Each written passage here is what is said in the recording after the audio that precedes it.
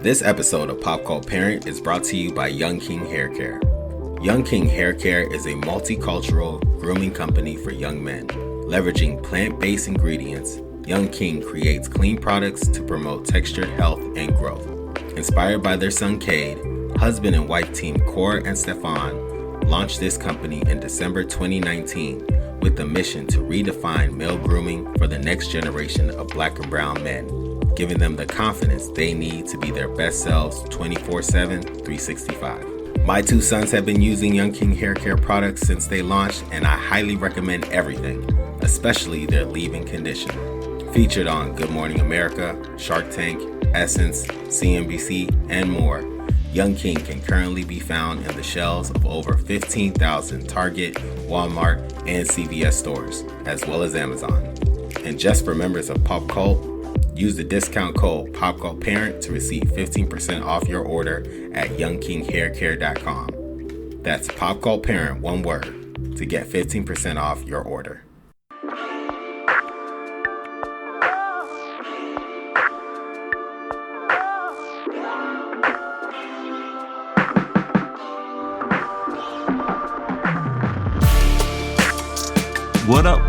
What up, internet? Who you are, what you be, where you at, what you see. This is Pop Cult Parent, your favorite podcast that talks about pop culture, life, and everything in between.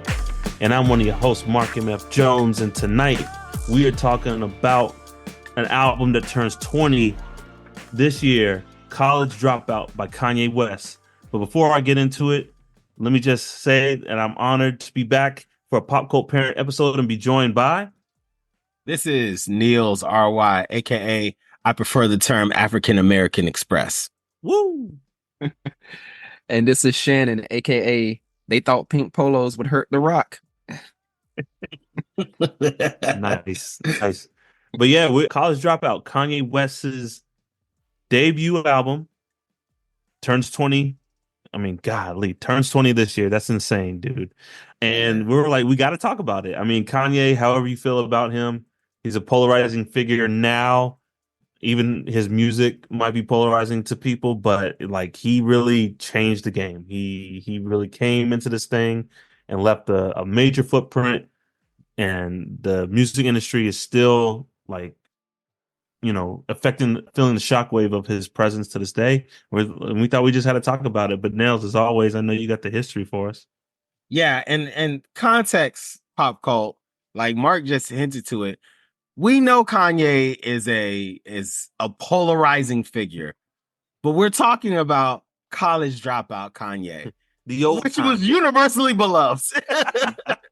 He just So could do no wrong, man. yeah, it was a different. He had a scoundrel. backpack, collar up, polo, walked around with like a cartoon teddy bear. We loved him. Yeah, Everybody. everyone wanted him to win. Calvin's got a job. Way to go, young brother. Like, we just Very different 20 years in the future. But so like we're going to like our conversation is going to stick around the old Kanye, College Dropout. We may dip in our toes in some of his future albums, but we're going to try to stay away from the topics that come with Kanye nowadays. And I will name that I miss the old Kanye. I ain't even go like when we dive into this, I'm probably gonna say that a few times. I miss the old Kanye. But here's some fun facts about the College Dropout. It came out February 2004.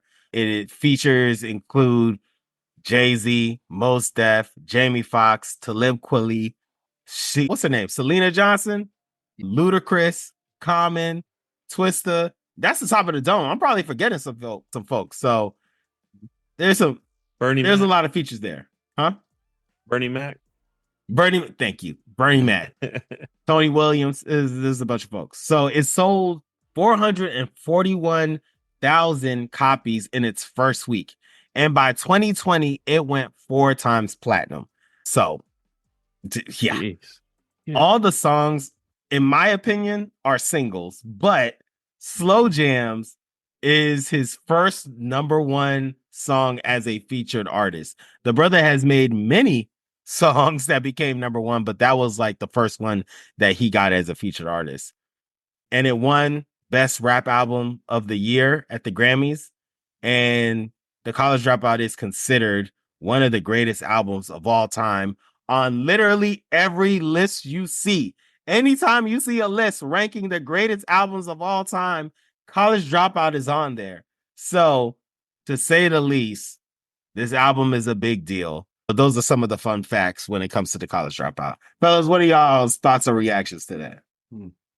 I mean, Yeah. it was a thing. This album was a major thing. I remember just like, if we could go back, like, I don't know when y'all first started hearing about Kanye. I think it was when The Fix came out, Scarface's album, because Guess Who's Back was just on the radio all summer. And I remember Is that same album as My Block? Yes, that is the same album with My Block on it. And I remember buying the album and looking at the book, and I just see Kanye West's name in there. It was like K West, and I was like, oh, who's this, man? This beat is dope. And so I started going to LimeWire, not LimeWire, Kazaa, and type it in Kanye West. My parents' Laptop desktop killer. Can we just take a moment of silence? CPU killer. For all the HPs and the gateway computers that melted in living rooms because of Kazaa. Like, my computer was doing some poltergeist stuff, dog. Just like opening up the CD tray for no reason, just turning on like real Skynet type stuff. Yeah, I just want to give a special shout out to all the hustlers out there, all the folks who made mixtapes, all the burnt CDs, who like fried their parents' laptops and computers for us. Like, thank you. Your sacrifice was not in vain. A lot of these music that we talk about now, I would not be able to discuss if it wasn't for you. So I just appreciate y'all. Y'all the true, y'all the real MVPs, man. Destroying whole circuit. It was like the show Reboot. It's like warning, and it was Reboot. The computer was fighting for dear life. Megabyte hexadecimal. And we just more music. But yeah, that's where I first started hearing about Kanye. And I remember like I remember, man, I cannot find this to this day, but it was like him and Common just kind of like bullcrap and freestyling against each other. And it was awful. It was terrible. And they're just like kind of like freestyling. And then he had this one joint, it was called like the Assassination Freestyle. But I just kind of like, just keeping my ear out for him.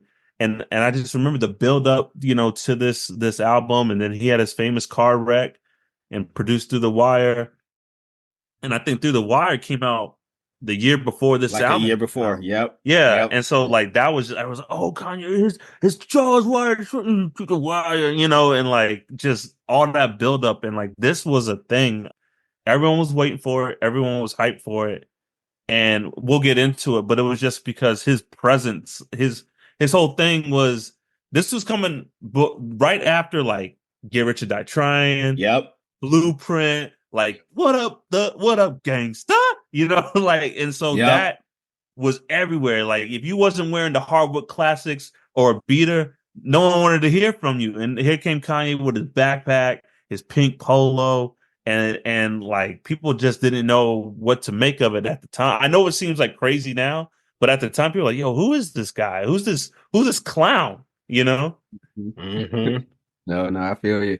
Yeah, for me, I want to give a special shout out, just as you said, to whoever's computer melted, so I could have College Dropout because because same deal. Like I remember, I remember that build up, and I didn't know much about him before, and then of course Through the Wire comes out, and it's on BET top 10, like I feel like on everything from The Basement to this to that, 106 and Park. It's like number one for however long. And I'm just like, yo, this dude is dope. Like, this is good. And then I ended up learning more of the story because I'm like, oh, he not just rapping. Like, people rap about anything. Like, oh, I got this much money, this and that. And I'm like, oh, no. Like, okay, so a real car wreck happened. Like, this is real. And it's like, this is him really rapping with his mouth wired shut. I'm like, that's dope. And so anyway, from there, big fan. And then, like I said, I think my brother had gotten it, but somehow some of us we had gotten the like when it dropped or whatever, but we had somebody burned it. So somebody used something.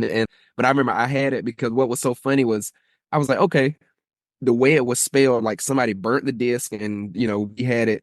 And the way they did their K's, it looked like an X. And so like early on, I was like, Zanye West. Like, nah. I was like, Zanye, no, this can't. And I was like, let me see, like, did they really mess us? Did they really mess us up? And this a whole like bootleg. This ain't even nothing near Kanye, but it was College Dropout. They just had weird handwriting. It's not Bernie Mac in the beginning. It's like Steve Martin. It's like, Yeah. yo, Kanye West. like, what the hell is it? You can't come across that stage. I'd be like, what? But yo, it's a special relationship with your hustlers. Like, the ones make there's a lot of trust that you give it for that $5. There's a lot of trust you're putting in them. I want to. Oh, my bad, Jen. Go ahead. No. Just last thing I'm gonna say, and like I said, agreeing with Mark. I mean, it was like a breath of fresh air because, I mean, like, to be real, like my whole life has been like, yes, I love hip hop. Can I relate? No, I have not sold crack. No, I have not robbed anybody. And even with him, I'm like, sure, yeah, I can't relate because I'm not spending a bunch of money on jewelry and Jordans. But this seems more like, okay, if I did this, I would be okay. I wouldn't get arrested, because he was so rapping about, not so much like the illegal things, even though I mean he did reference like, yeah, I sold crack. Okay. But even with that, like talking about those things and just it was a fresh air, like polos, fresh cut, this and that. And I'm like, okay. And then I'm sure we'll get into this a little more.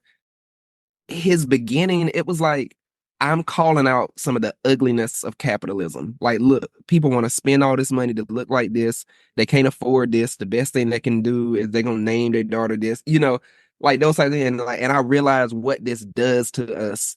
And I'm like, that's dope. And I think that's why we all fell in love with him. And then maybe later some of that, maybe he went to the dark side, I guess.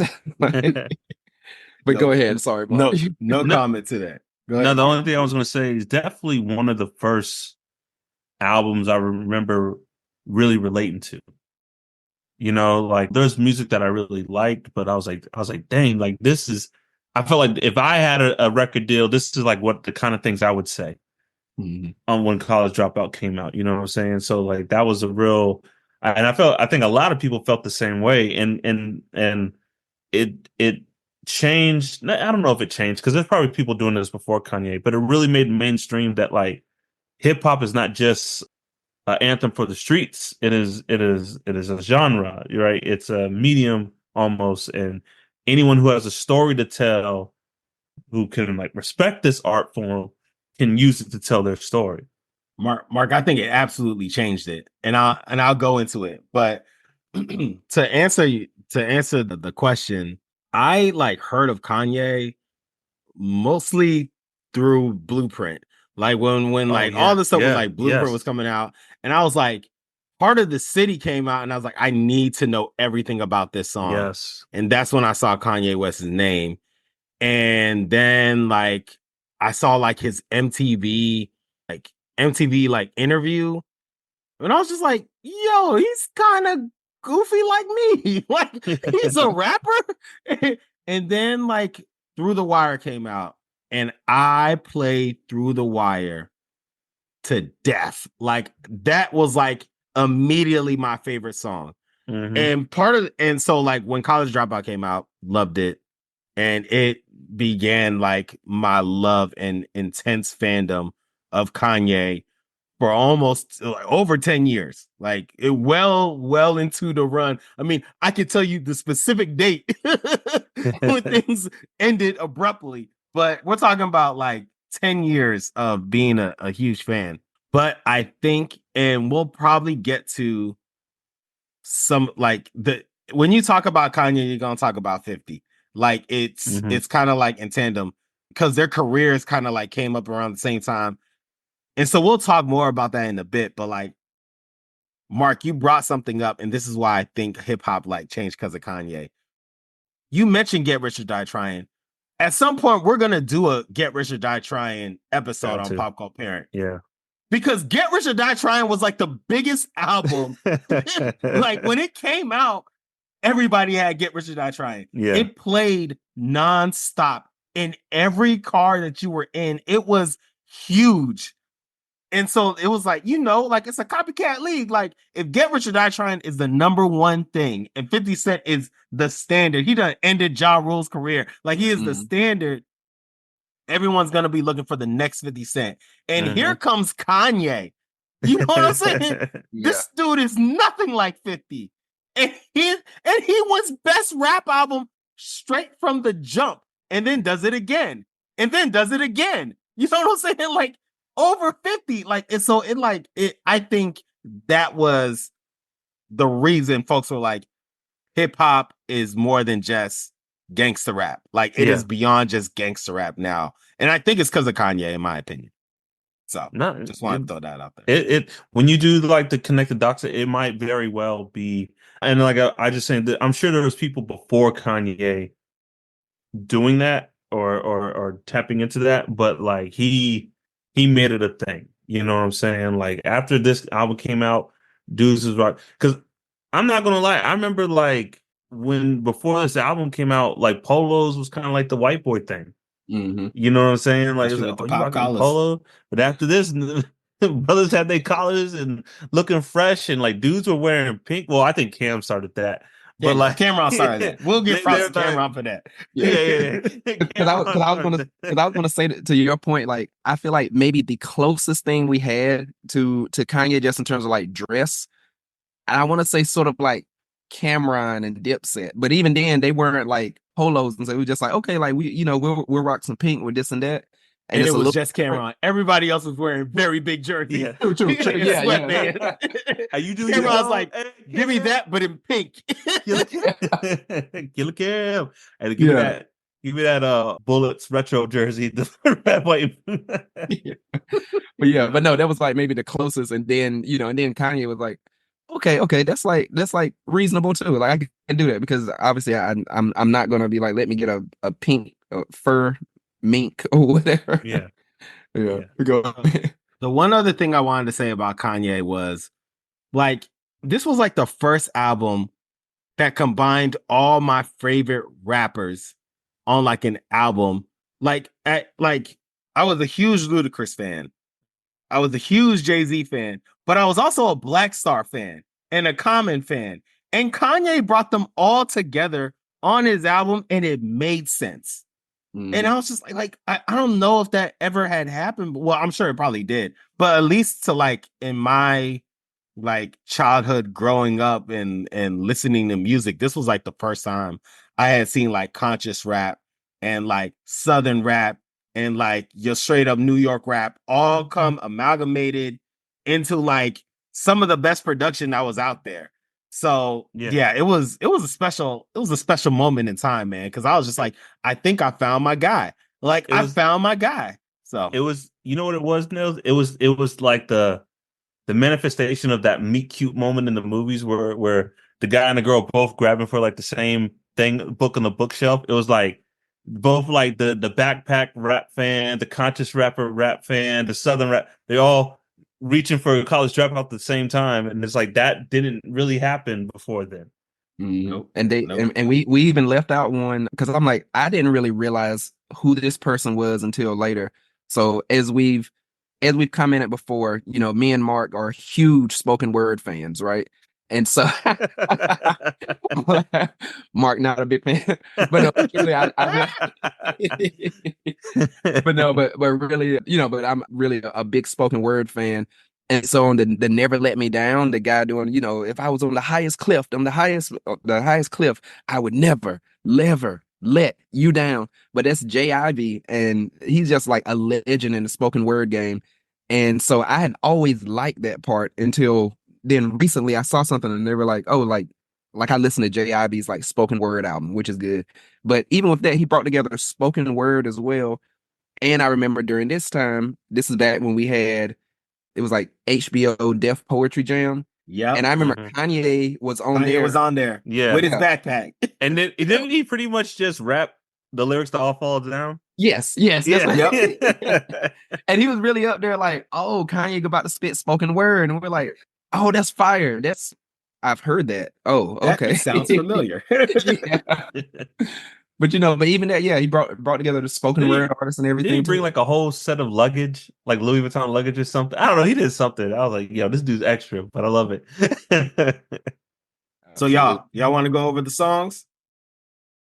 Yeah, man. Let's go through it. Can I say this before we get started? Like, also, I think a big draw to Kanye was like this era. It was a big like hip hop got into like the samples. Like hip hop's always been sampling, but it became really, really popular in this period of time. I'm not trying to. I know people are gonna come at me, and I'm not trying to insult nobody, but it did feel like Kanye when he sampled, he like turned the sample into a whole instrument. It wasn't just like pitching the voice up and putting it on repeat or like sampling the drums. He like he would take he had deep cuts and he would take them and he would just morph them into this like, yo, how did you make this a beat? And I think that's what drew people to him in his music because like his beat game was crazy. Dare I say, can nobody sample like Kanye? Dang, Shannon, turn the camera off. Okay, how dare y'all want to be a part of this? Yeah. There's a man named Just Blaze who I mean DJ Premier will not hear of this. I don't think anyone can sample like Kanye. And I know Just Blaze is amazing. Yeah. I know Dr. Dre, like what he did, bringing funk music back. Like he is the G-Funk, like want to be honest. And like there's a lot of greatness out here. Like low key, the Neptunes be sampling really well too, but like folks, because they play their own instrument. But like, can nobody sample like Kanye? Can nobody sample like Kanye? I mean, especially like from The Truth, Beanie Siegel, up to Dark Twisted Nightmare, or no, up to Watch the Throne. The samples that he did during that era, goodness gracious. Did he do Takeover? The Takeover beat? Was that him too? I want to say he did that. Might have been Just Blaze. Oh, that might have been Just Blaze. That might have been Just Blaze. I think that was Just Blaze. Okay. Right. No, Kanye West. Get out of here. Damn. He produced the Takeover. No, that's a Doors song. I remember when I was like, this dude is sampling the Doors? Like, what? Yeah, it's just like your mind just works in a completely different way. And I mean, granted, if you're a professional at something, then you're really good, but there's a different level because, like, yes, I don't sample. I mean, like, I'm not a producer. I don't know how, but I imagine if I hear a beat, I might be like, okay, oh, what if I did this little tweak to it? And it's just gonna basically be the same song. Like my mind doesn't work like that, Like Kanye basically be like, hey, remember when she said yeah in the chorus, and then makes an entire song and beat around that using just her voice as an instrument. It's just like wow. Kanye, I listened to Steely Dan because of Kanye. You know what I'm saying? Look, my parents had a whole bunch of records, but they never had a Steely Dan record. So this is strictly just Kanye. The man, like, and it's strictly from the power of his sampling. So, y'all ready? Yes, sir. Okay, so we're gonna go over the songs. I'm assuming we're gonna skip the skits. So yeah, unless someone wants to speak on them, but yeah, we can. Well, I just want to speak on the audacity to have Bernie Mac start your album off. The audacity. Like, how did he know? How was he able to be like, I'm going to have, of all the comedians, this man's cool with Jamie Foxx. Of all the comedians, he was like, I'm going to have Bernie. Bernie didn't have a TV show back then. Like the Kings of Comedy probably just came out like around this time. Maybe even probably. Like a year or after. like right before, know. Yeah. It was either right before or right after. Yeah. It's like, no, Bernie Mac's gonna be the one. And genius. Genius. Yeah. So I mean, it's like a perfect way to start off and like have continual skits. He was on Late Registration too. Like, just wanted to give a shout out to Bernie Mac. Yeah. Absolutely. Yeah, just speaking skits, like I mean, just in general, just favorites throughout. Obviously, the school spirit and everything, all the school spirit related ones. But then, of course, anything with little Jimmy. I remember me and friends were quoting that for like years. It was just like, you know what'll keep me warm at night? My degree. Your degree. Yeah. Like, but yeah, like I love Quote it out on a regular. Yeah.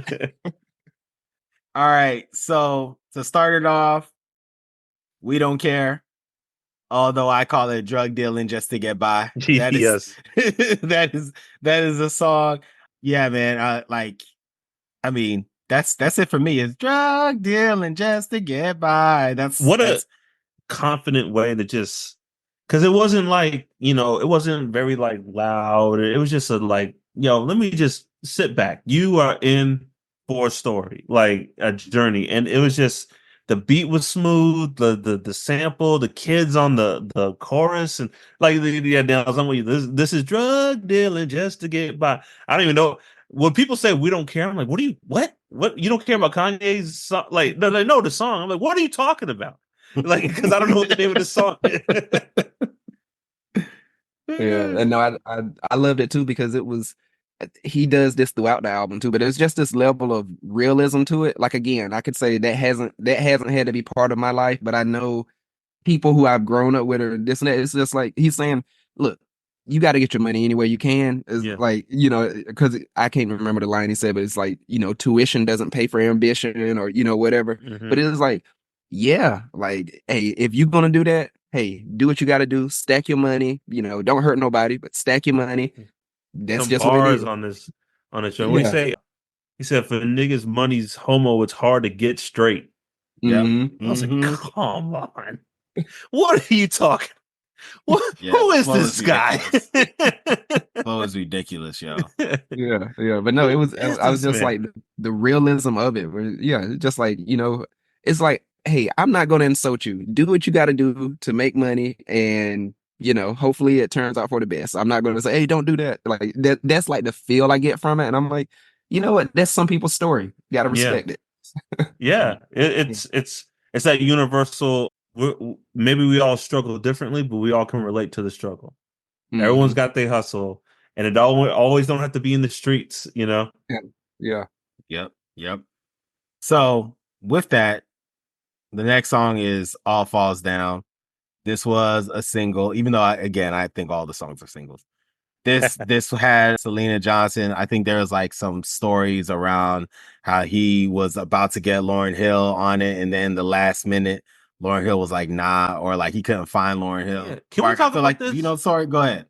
No, I don't remember the whole story, but I swear I've heard Lauryn Hill on this song. Yeah. Somehow, somewhere. Right? Like, I'm not crazy. Yeah. No, me too. And that's, well, again, I'm so glad we're doing this episode because I was like, y'all probably know the story, and maybe none of us know. But I was just thinking, I was like, I know there's a story behind this. I hope somebody can tell it. But I know, there's something with Lauryn Hill. I know I have heard Lauryn Hill.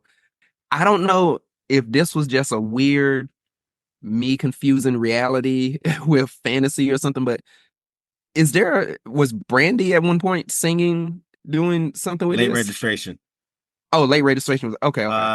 They'll try to. Was it? I always knew that one day they try to bring me down. Okay. That's what it was. So, because I swore for the music video for All Falls Down, it back in the day when that thick white font would come in the left hand corner of the screen, where they had like Kanye West featuring whatever. I swore it said featuring Lauryn Hill.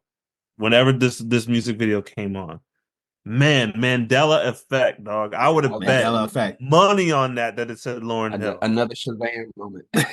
When I came back to the track list, then I was like, where's Lauryn Hill? Like, I'm pretty sure the original song was a sample of Lauryn Hill. Like, Lauryn Hill said those like, oh, like, I think it was from somewhere. Mm-hmm. And so, like, he asked Selena to, like, straight up sound just like Lauryn Hill. That's why she sounds just like Lauryn Hill. Like, she sounds just like her. Because she's literally copying Lauryn Hill's voice because Lauryn Hill pulled out at the last minute, I believe. So, that's a bit of the story around the song. The song itself, though, and the video was great. I love this song. I mean, I love all these songs, but I love this song. Like, I mean, he really just speaks about like commercialism. I mean, there's a theme with a bunch of the songs on here, but it's like, I know this is wrong. I know I shouldn't do it. There's much more important things out here in the world. I'm still going to be doing that though. Yeah. So, Yeah. Yeah. Which again, like I said, goes with the realism. Like that is that breath of I guess that breath of fresh air, because it was this other piece of, let me acknowledge this, because other rappers, they might have just been like, like, I'm shining, I got this money, I got the jewelry, and they're just going on about it. Whereas, like you said, he's making the point of, yes, I'm struggling to make it, but guess what? Sometimes I'm faced with a choice. Do I want to buy this or buy that? I'm gonna make the dumb decision. I'm gonna buy the shoes. Why? Because they flashy. Like, and it's like sometimes we've done that. Like, I've always tried to defend hip hop when people are like, oh, they just talk about money or whatever. But I'm like, if you really listen, sometimes like a lot of rappers aren't just talking about money. They're talking about being victims to like the, I guess, greed or like the lust of, wealth, right? Mm-hmm. It's like, they know, it's like, man, I know I shouldn't be doing this. I know I shouldn't be in the streets. I know I shouldn't be saying these things, but like, I need the chain, and I don't need the chain, but I need the chain. I need the rims. I need the women. And I'm like, that's like not inspiring, but just very eye-opening in itself, that like, it's, you got to like read between the lines a lot. Like it's self-medication. Yeah. They're putting all this stuff to adorn themselves because they feel like they aren't worth ish. So it's like, let me put this on me to feel like I'm more worthy than the world is making me feel right now. Yeah. So it's self-medication, man. Yeah. Mm-hmm. Mm-hmm. Yes. What was it? This is the one we said couldn't afford a car, so she named her daughter Alexis. Yeah. Yeah. Mm-hmm. Yep. Weave and Eve. She rhymed Weave and Eve. Weave and Eve. All right, y'all ready for the next one? Yes, sir. So the next one is Spaceship. I'll just name. This is what I was playing on the way to work and coming home from work. Anytime I was working anywhere, doing anything, I was just playing this on a regular. Never skip this song. I can't sing, but I tell you what, I turned into an old soul when Spaceship came out. I was singing the Did you do that one? To this. I did that. Was this the first line? You're like, if my manager insults me again, I will be assaulting. Nah, but great beat. Like, now I'm with you. This is one of my, it might be in competition with my favorite song on the album. Like, just smooth, just dope lyrics, a story you could get behind. I feel like this is Kanye West's version of Rock Bottom, the Eminem joint. This is like his version of that. Mm-hmm. I think that's a longer conversation there, Mark. I don't know if you could just throw that out there without some type of rebuttal, but this is not an Eminem episode. Ooh, that's. I think there's some Kanye goes a little bit darker. 808 and Heartbreak's got a few of those that, like, I think he can kind of gets to the bit of his soul, like Rock Bottom. But M just came out the gate swinging with Rock Bottom. That's why you're looking at the first albums, but whatever. I mean, the sense of like grinding for this. Like, what does him say? And Rock Bottom is like, I deserve respect by work of sweat for this worthless check. I feel like in that sense, that's what Spaceship is too. Yeah, you're right. But like, there's also a sense of like hopelessness and worthlessness, like at rock bottom. Yeah, it's like I'm just going to like do this because like I'm that pitiful. Like I'm just like, there's just a grunginess with Rock Bottom. I feel you. That I think you get later on with Kanye. Like, Kanye's still trying to be fly, And I think M is like, I'm bearing my soul, and my soul is nasty, but you're gonna look at it anyway. So So just throw that out there. Anything else with Spaceship, y'all? Doc, shout out to what is it? Doing 5 beats a day for 3 summers. That's a different world. Like Cree Summers. Summers, yep. Mm-hmm. Come on now. Cree Summers. Come on. Shout out to the Queen, Cree Summers. Next, Jesus Walks. Jesus Walks. He was in a church in one part, and then he was behind a wall of CGI flames in another part of this music video. I thought, finally, there is a dope hip hop song I can play with my mom. And then he drops the N-word multiple times. Multiple times. I can't play this with my mom. Come on, Kanye. I had one chance. I was like, Mom, you're like this. You're like wrong. Wrong. But yo, as a Christian, I love this song. I play this song all the time. The song, it is a religious song that gets played in the club, you know. Yeah. And I'm like, not talking like, you know, like Mary Mary, like Kirk Franklin gets played. Like this song goes hard, dog. Yeah, and it's a Christian song. Like I feel like Kanye he was like, I know exactly what I want to say. I know exactly what I want to do, and I'm going to say it in the song, and y'all are going to play this. Like, yeah. So the song, I love this song. I remember like they played this in the club. People like Jesus Walks. Like in the club, club. And then everyone started rocking the Jesus piece. Like, yeah. And then didn't he say he made this beat for DMX? I think I heard that somewhere. He originally made Hard in the City. Oh, Hard in the City. Okay, because I was like, yo, DMX with this beat, it's over. Like everyone's Christian. Everyone's Christian. Jesus might be coming back for that one. Yeah. Everyone's Christian. He's be front row with a lighter on. To be like, yeah, X, get him, X. Going to open up church the next day, and just mass. So many people. Oh my goodness! The rest of the night, I'm going to be thinking about DMX rapping to Jesus Walks. Man, AI. This is what AI was made for. Yes. For another time, I'm going to be thinking that. Absolutely. Oh man, but no, Nels, I'm with you, man. Like as a Christian too, like I really love this song. I was watching a video one time, and not to make this like a religious podcast, but I was watching this video and this guy was talking about, you know, before I get well with God, like I got to stop drinking, I got to stop smoking and blah, blah, blah. And the guy was like, look, before you take a shower, do you get clean or do you just go as you are and get in the shower? And I feel like this song represents that. It's like the line when he's like, to the hustlers, killers, murderers, and drug dealers, even the scripters, Jesus walks with them. Like, yes, like Jesus is with them. Like the people who you think are the bottom of the barrel who don't deserve his grace and glory, like that's who he's with, who's trying to get them out of that. Like I was like, this song went over so many people's heads, man. So many people's heads.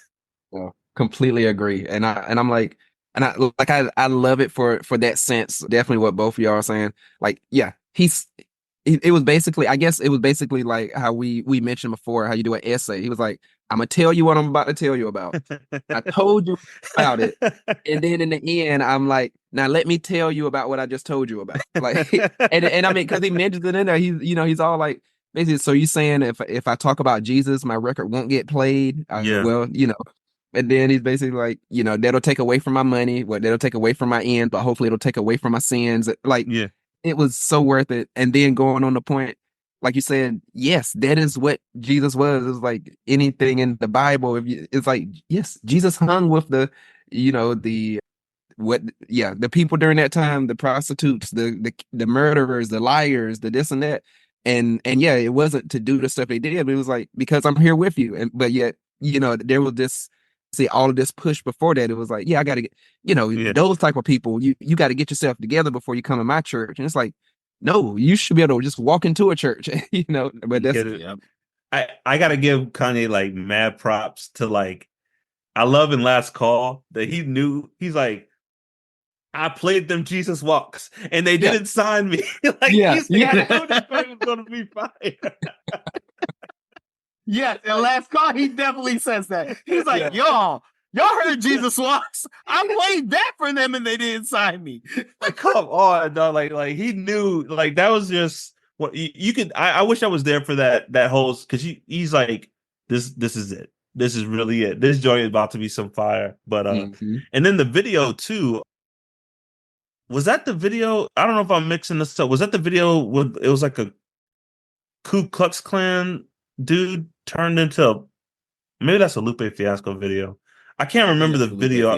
Video. Okay, I think there was a guy on fire carrying a cross or something. Yes. Okay. Yes. Yeah. There's a lot of fire. I mean, I think Kanye had two versions of this, of like two music videos. Mm-hmm. I'm pretty sure one of them he was dressed as Christ. Like Okay. carrying a cross. Another Nas Hate Me Now. Yeah, like another one that MTV's like, yes, we're not playing this one. Yeah. This one could play at night. Like BET Uncut, but it ain't even nothing wild. It's just like no Black Jesuses on Paramount.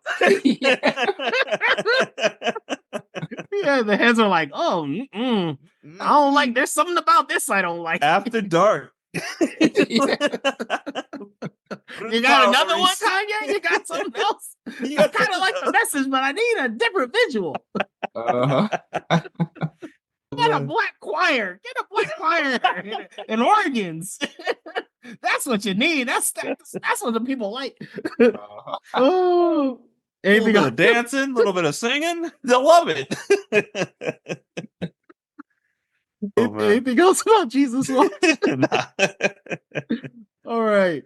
Never let me down. One thing I found. One thing I found. Sorry. I'm just gonna say something real quick.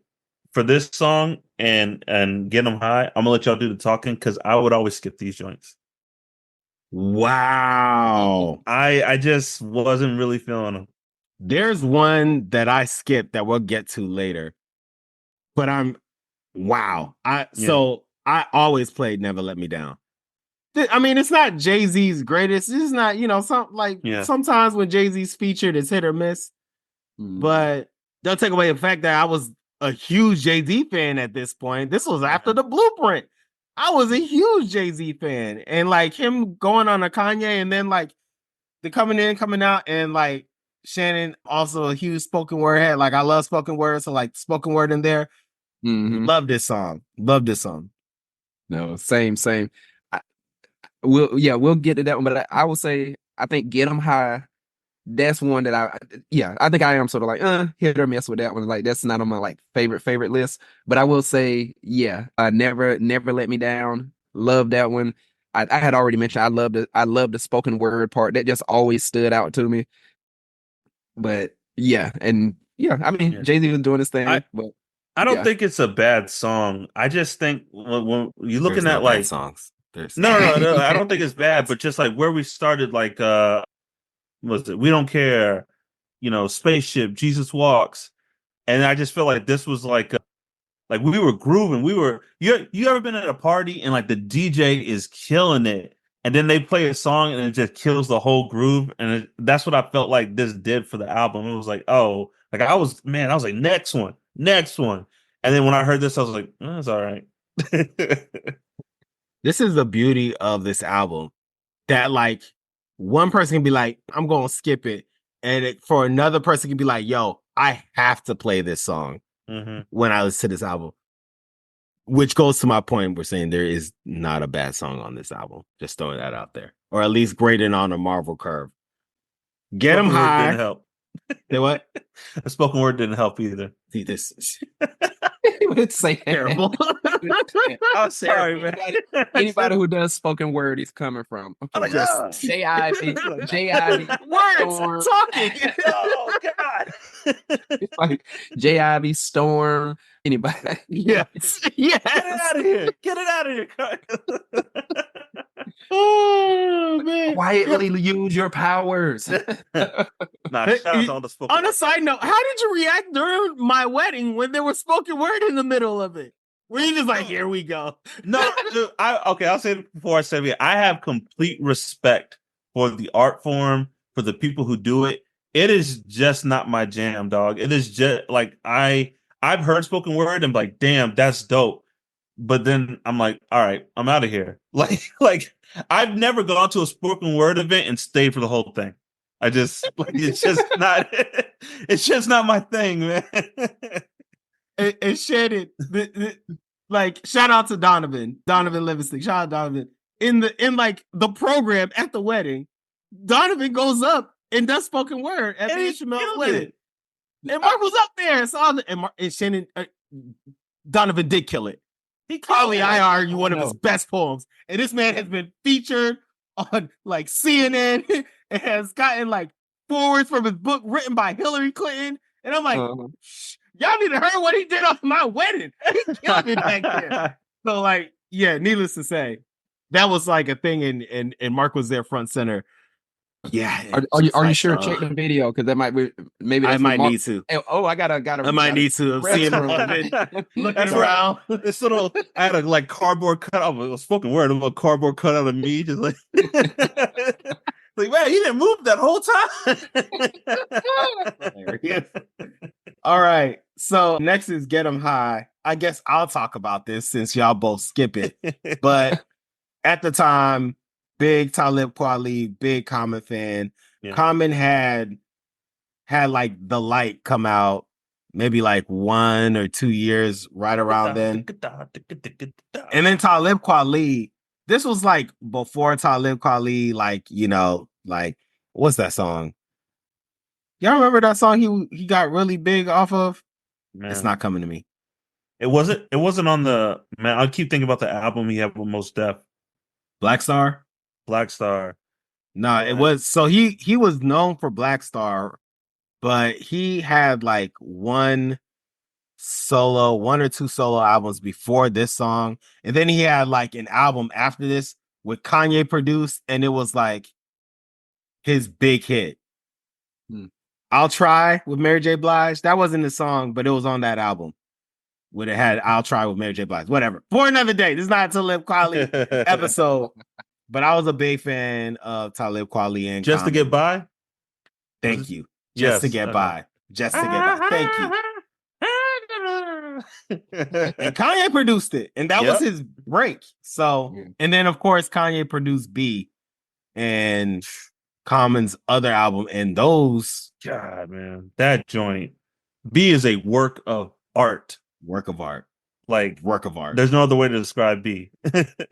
I mean, you could even tell Common's flow changed from like this song, from what he used to do to when he was on B. Like, I think he like elevated and perfected. And it was Kanye just like, he figured out how to unlock Common. Yeah. So yeah, I think this just pays homage to like what we eventually get. And yeah, I could see the writing on the wall. Like, this is a beautiful combination. So that's why I like Get 'Em High. But yeah. We can keep moving if y'all have anything to say. I was gonna say this, like I would skip. What was the one we just talked about? Never Let Me Down. Yeah, I would skip that, but like if like I didn't hit the next button on Get 'Em High, I would let it play. It just wasn't like my go-to. Like if I was making like a mixtape, I probably wouldn't have this joint on it. Fair enough. Yeah. You're like, yeah. All right. Shannon's like, yep, sounds good to me. All right. So the next one is the new workout plan. Mm-hmm. If y'all remember the summer of 2004 workout plan, I owe Kanye all the time. So I owe Kanye a couple of high fives. Man, I had a good old time with this show. Great time. I know, because I was with you, Mark. I had a ball. We had a ball. This, oh my god, the summer of 2004, this song got played every day. All the time. This was like the sundress anthem. Ooh. This was like, women love this song. Yeah. And I feel like they weren't listening to the song.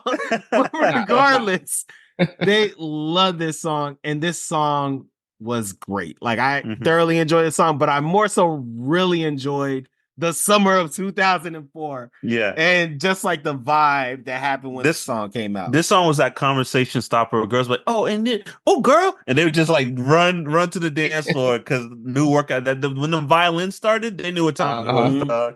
I owe Kanye a drink, some high fives. Like,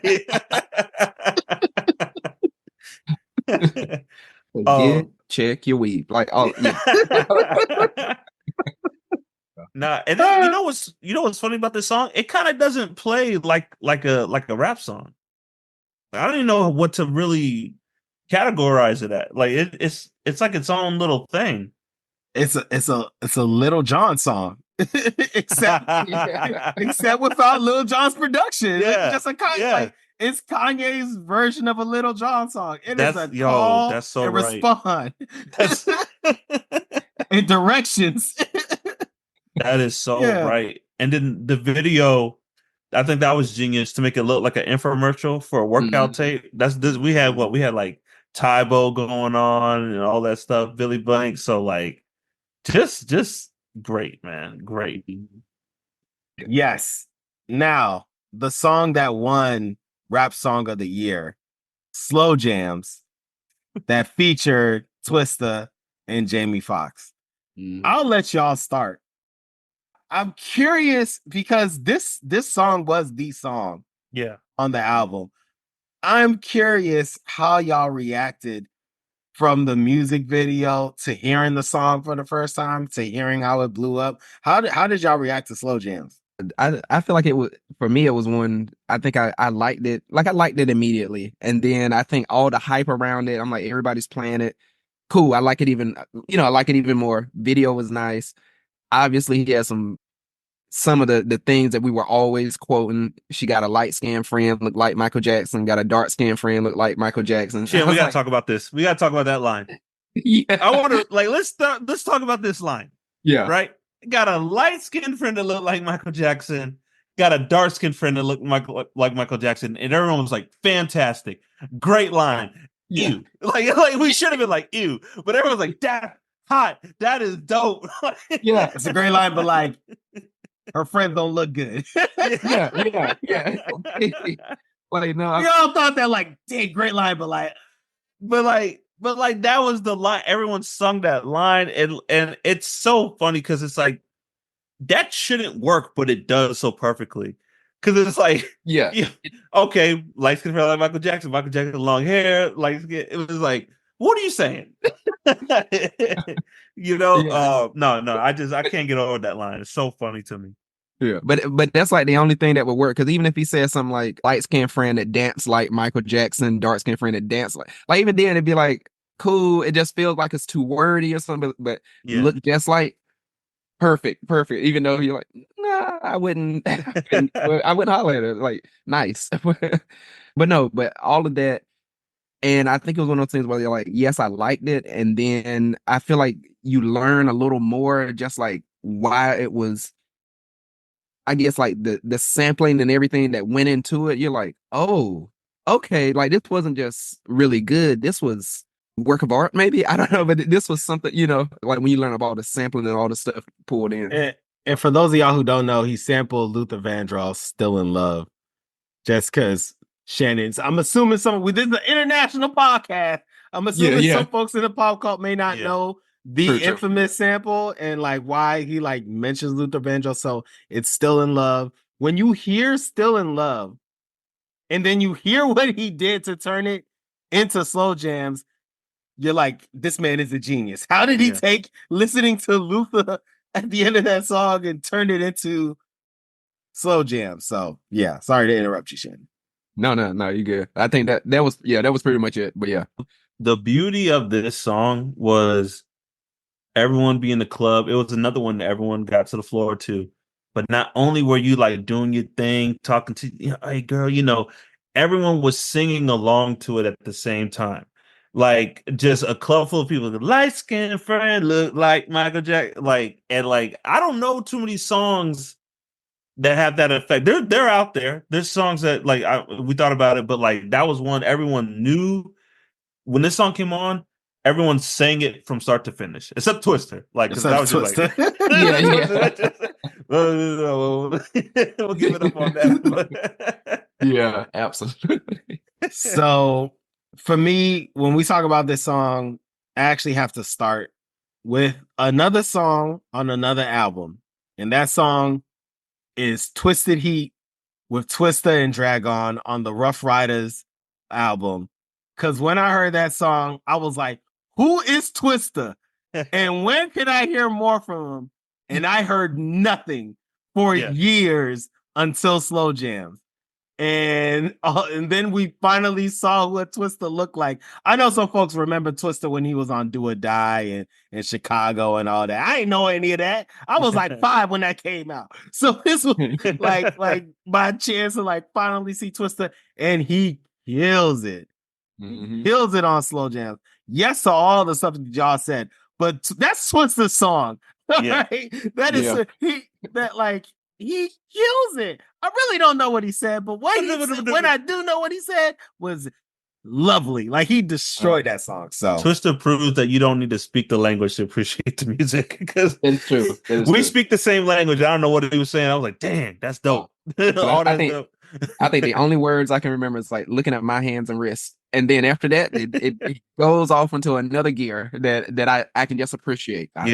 Always, well. Like, he would say like 30 words and still catch the well. I was like, yeah, that's impressive.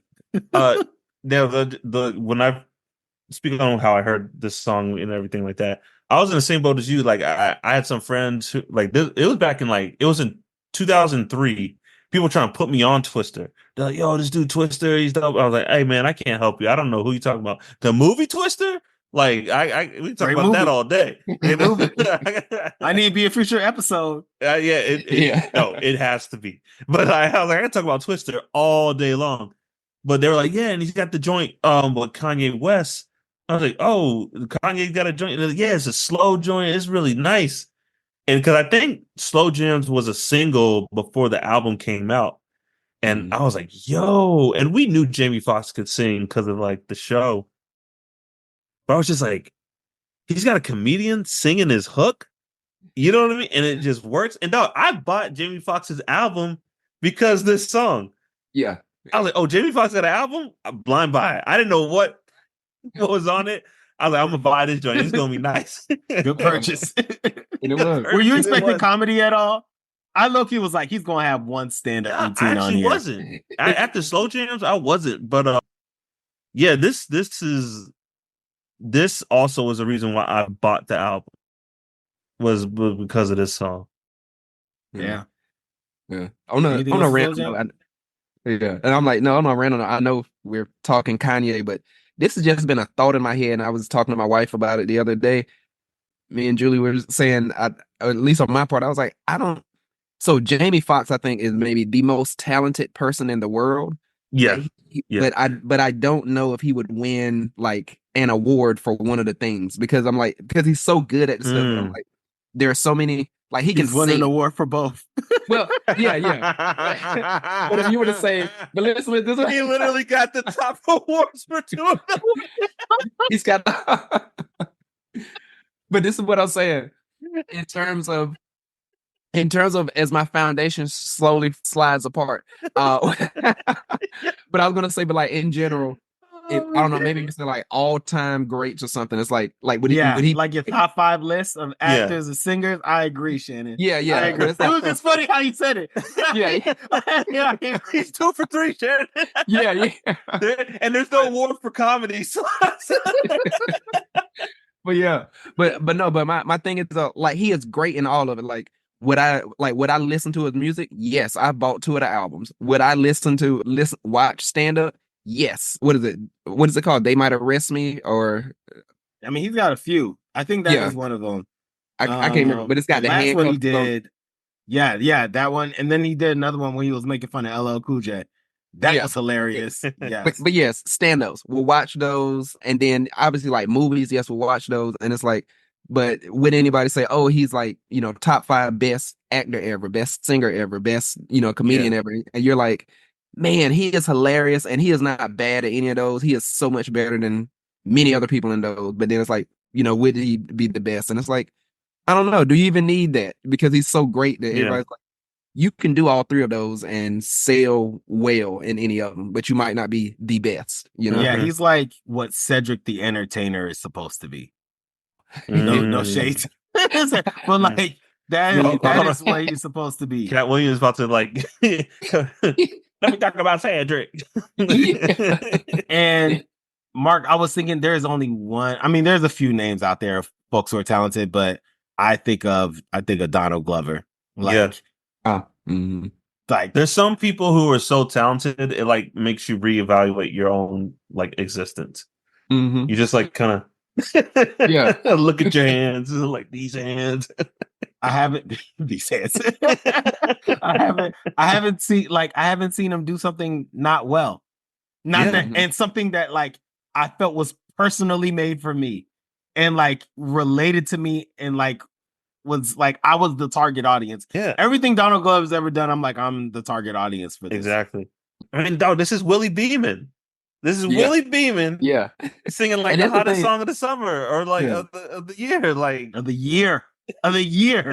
Yeah. It's and that's the thing. I feel like I've loved like pretty much about anything Jamie Foxx has done. But it's like, yeah, you are probably like the most talented person in the world. And and same deal with Donald Glover. It was like, dude. Just how people said, "Oh, this is whack." I was like, "Bro, I was in love with was it Camp or Bonfire?" Camp. Camp. I was in love with that. Yeah, Bonfire was a song on Camp. Oh my goodness! Like, and look, hold on. This shout out to Husa. Husa put me on this, but like, I'll spend 5 seconds on this, and we'll get back to Kanye West. This will not be a Donald Glover episode, but everybody was listening to Camp, but nobody was talking about it. Like I didn't find out, Mark. I didn't find out for like maybe a year that you were listening to like Camp and Donald Glover, but we were both listening to it on the same time on a regular basis. Like it was kind of like how folks were watching Arthur. I had no idea everybody was watching, but everybody was watching Arthur. It's the same thing with Camp and Donald Glover. All right, and Childish Gambino. Excuse me, but Shannon, good point. No. Good point. Yeah. No, and then Jams, y'all. I just want to give like a shout out to like Jamie Foxx. I know at the time we had like, MP3s or whatever, but if it was a tape, dog, when Blame It on the Alcohol came out, if it was remember when they had single CDs, that joint would have never left my deck. I played that song so much. And then when the remix with Lil Wayne came out, bruh, like that's all I played was Blame It on the Alcohol. Now, we would throw a bunch of little like parties. I was like, hey, we're going to start off. You played it at least 3-4 times. And it's going to come back one night. And it's going to wrap up the night. You played it several times. I was just sitting here quiet because I know all the words to that song because of you. You played it all the time. And I ain't even mad at it. Like, that joint never left my headset, like all the time. I'm probably going to go listen to it after this episode now. Oh, all right, y'all. So the next song is actually the song I would skip on this album. But like I enjoy the song, which is Breathe In, Breathe Out with Ludacris. Yeah. I'll quickly say I'm a big Luda fan. I think Luda's underappreciated, so I'll shout out Luda every time I can. But I just thought, I would have liked the verse from Luda. Kanye's verse was, I mean, like his line, he has some good lines in the song, but it's every now if I'm gonna skip something, this is probably the song that No, I agree with you. It was nice to hear Ludacris like around this time, 2004. I was a big Ludacris fan too. I think I'll even give credit like when it comes to like I'm talking about the whole production, not just the beat, but just like the mixing, the hooks, the audio. Even get them high and Never Let Me Down. Those are like if this was a report card, those are A songs, right? And I feel like Breathe In, Breathe Out is like a solid beat. It's like, oh man, you were English, science, A. Oh man, you got to be in history, but it's okay. It's still good, but like, you know what I mean? It's just, it's a very simple beat. I think it's not bad. It's compared to everything else. It just feels very like quick. Like they knocked this out in probably a day, And again, I don't know anything about their production, how they put it together, but I would agree with you. I'm like they probably did. Like I bet you if you do some type of, finding out like, oh, how they put it together, they probably would be like, yep, yeah, we met on Tuesday. By 5 o'clock Tuesday, we were done having drinks. We had finished. Hey, Luda, you want to jump on this song? All right. Yeah. Time Lunch break. Do this song. All right. I'll see you later. I'll be there in 30 minutes. Yeah. But not like similar to, I don't have really strong feelings about this one. Yeah. Nice to hear Luda. He did the chorus pretty much, and that's like it. It doesn't damage the album at all, but I feel like if this didn't make the project, it wouldn't have made a big difference. Yeah, I mean, you call it a beat, like that's good. It's a good song. It's just compared to like what was on the thing. Like, come on, man. It's a good song. Y'all ready for the next one? So, sure. I have to give context before we talk about this next song because, like, College Dropout came out as I was starting college. So when this song School Spirit came out, I went to several step shows. And like what I can tell you is for the next 3 years after College Dropout, one fraternity or sorority was playing School Spirit, or the step show has School Spirit playing during the intermission or something. But I could tell you, I could assure you, for the 3 years following College Dropout, School Spirit was a regular on a college campus. So that's a quick thing I'll name. But so I don't even tell you if I like it or like. I think I do like it, but that sucker was played on a regular basis as a college student. You know how like they got like the NBC like dun, dun, dun, dun, dun, dun. Like I feel like this was the song for like HBCUs and like the NPHC organization. It was just that like we'll come to commercial after this after the Qs are done with this step show, and then like they would play this song and like we're back at the step show. Shannon, before you go, I have to ask a question. Did y'all have a step to this song? Nah, we didn't. I'm shocked. I feel like every Sigma has a step to this song. But I will say by this time, this album came out February 2004. I'm a year younger than y'all, and so I came to college the next year. By then, late registration was going on, and I crossed fall 2006. And so, You missed the wave, dog. Yeah. I think I had like just T.I. was out by then. So yeah. Fraternity had about 3 to a T.I. Hey, that Mike Jones, Paul Wall, some thug. It was a different. It was a rap. We were someone College Dropout by that point. Yeah. Danny came to school with a coat, and when he came out, it was it's hot out here. It's just Paul Wall summer, dog. I will say this was like because Nels, we graduated at the same time, but I deferred. But I also like I have family who's Greek, and so like I was like, oh man, I've never heard anyone talk about Greek orgs before this song, like ever, like in a rap song, like a rap song. I never heard it, so I was like, damn, that's dope. Like, and he got them all, except he left one out. But I know He left one out. It was so sad. I was going over it today, and I was like, "Dad, did he leave them out?" It's like he did. I love how no one said.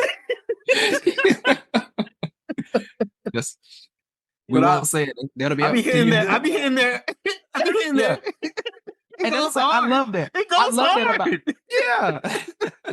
They catch so much flack. Great job at the step show. I love their performances in the step show. They get no one saying the names. I love it. And we're moving on. Oh, Shannon, did you want to say anything else about School Spirit? Man. No, just the same. Like, loved it. Love how we went through.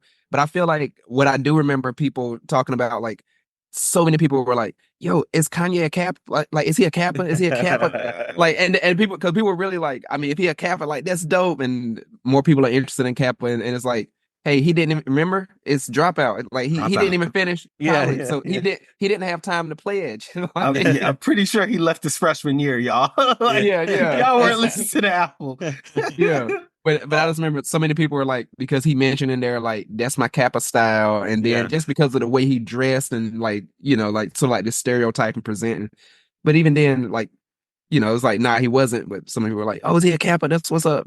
But nah, he's not. Do y'all remember? I don't know if Reddit was even a thing, but I swear I have this memory of a list going around of like if rappers were Greek. Yeah. Do y'all remember hearing something like that? And it was like Kanye would be a Kappa. Yeah. They said Jay-Z would be an alpha. The bros. DMX would be the bros. Yep. Jay-Z would be an alpha. Mm-hmm. I was like, and like Lil Wayne would be a Sigma. Where? Oh, for real? because he had this one song stomping on the beat like I'm Sigma, and they're like, yep, that qualifies. Yeah. All right, get him down in there. Yeah. Let's move on to the next rapper. No, on to the next rapper. That was an easy one. In that case, what Dero would be a Q too. Remember ice cream paint? He had a part where like what the the trunk bang like Q Dog, something like that. Yep, that's exactly what it was. Yep, I think his brother actually is a Q. Oh, brother, uncle, or somebody. But for another day. Y'all ready for the next song? Yes, sir. Yes. All right. Probably one of the hardest songs on the album. 2 words. Had Mos Def, had Freeway. Probably has a couple of other folks Freeway. Too. What is Freeway been up to, dog? I ain't heard of Freeway in a minute. Oh, I think Freeway got some health challenges. That's probably why we haven't heard from Freeway. Dang. Yeah. Dude. I think the last he's still out here though. I think he's still rapping, but I think the last time I heard or seen a Freeway was in what was that, man? What was the movie with the Rockefeller movie? State Property, bro. State Property. Oh. I'm pretty sure Freeway's in State Property too. Oh my goodness. Yeah. I think the last I saw him was maybe last season or the season before. It was like a 76ers game. They just showed him like, he was sitting maybe courtside or whatever. But that was like it. They got him on the Tron, like local rapper Freeway. Yeah. Clive, we might need to talk about State Property one day. We should. And State Property. Oh, my goodness. We gotta talk about both. Those movies are fantastic, dog. What's that free app where like folks watch bad movies? Is it Tubi? Tubi? Yeah, it's probably that was our Tubi. before Tubi came out, we had State Property. You know what I'm saying? Oh my goodness. Oh, anyways, 2 words. 2 words, great song. I liked it. Yeah. what love it. And again, I keep saying because loving spoken word and just loving wordplay and concepts like that and everything. This is definitely one of my favorites. I also, as we mentioned, Freeway.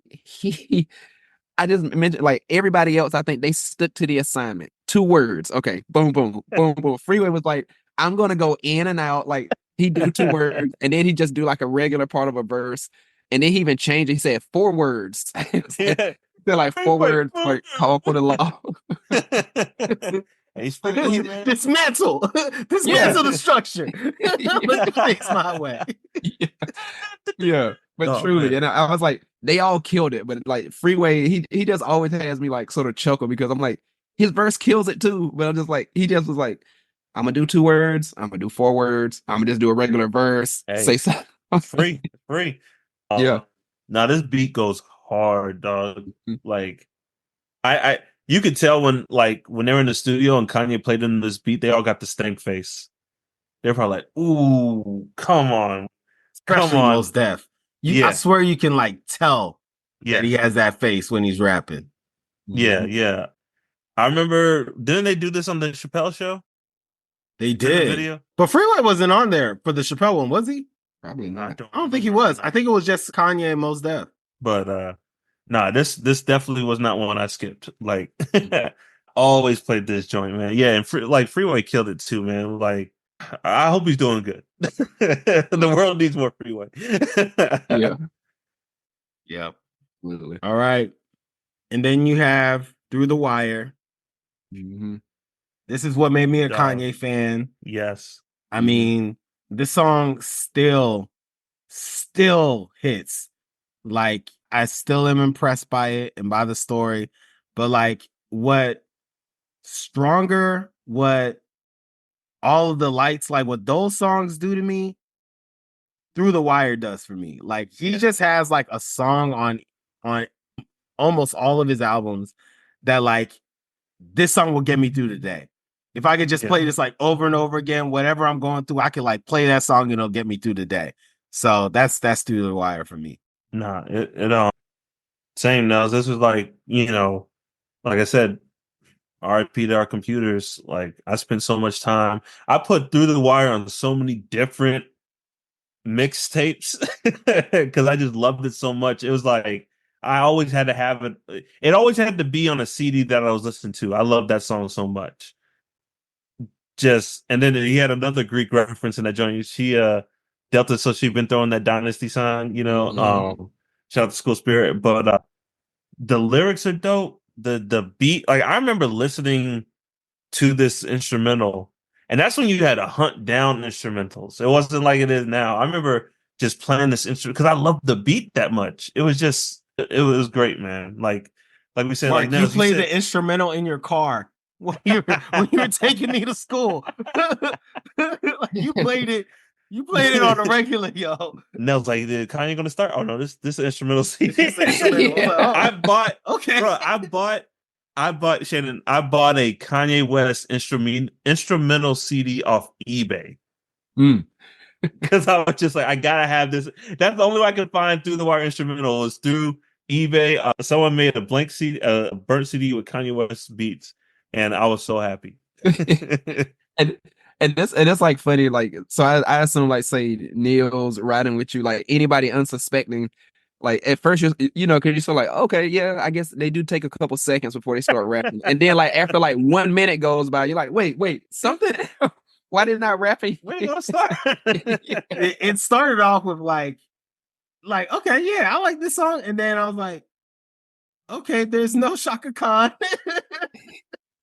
Or like there's Shaka Khan, but like where's Kanye? And then I was like, this man is just listening to the beat. And then I was like, am I gonna say something? I'm not gonna say something. And then I end up rocking to the beat too. Like, yeah, this song is good. So it started off with concern and then it ended with understanding, which is the story of me and Mark's friendship. So yeah. I don't know what song it could be debatable which song made Kanye like a household name, but this song was like what got people talking about Kanye and like the schoolyards, the barbershops. Like it was this song. People were like, yo, y'all heard that Through the Wire? And like then the conversation started. It was this song that got him in the ear of the culture. Yeah. Yep, fully agree. Yeah. And even like one like you mentioned the sample is just because there were so many layers to it, because as we mentioned before, it was like the buzz around him, and then this being the song, learning that there was an accident, learning that this was a sample from Shaka Khan, the great Shaka Khan, and then even sort of the play on title where it's like hers was Through the Fire, his is Through the Wire meaning my jaw being wired shut, like all of that just combined, and that's just before you even say, oh, this is the song. Like that's all the stuff surrounding it. It was just a beautiful mixture of things that all came together perfectly. Do y'all remember the video Little for bit. this? It was just like I feel like it was just a bunch of like behind the scene clips of Kanye like making beats in the booth, and then like just like a collage of like different like artwork and stuff. It was like there was no performance or anything. It was just a like very basic video, but it was like in the top whatever, Mm-hmm. Yeah.